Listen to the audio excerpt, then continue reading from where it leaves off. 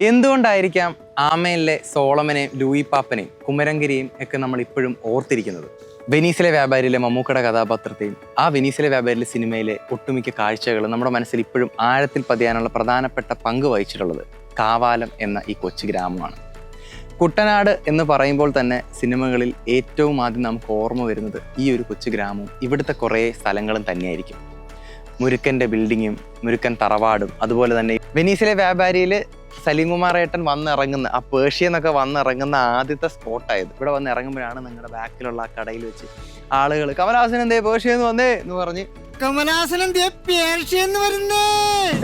സലീം കുമാർ ഏട്ടനെ വരവേൽക്കുന്നത്.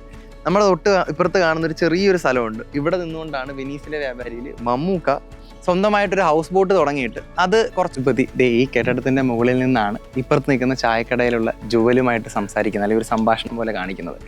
അപ്പം അതെല്ലാം ഈ കെട്ടിടത്തിൽ വെച്ചാണ് ഷൂട്ട് ചെയ്തിരിക്കുന്നത്. ഇതിൻ്റെ മുകൾ ഭാഗത്ത്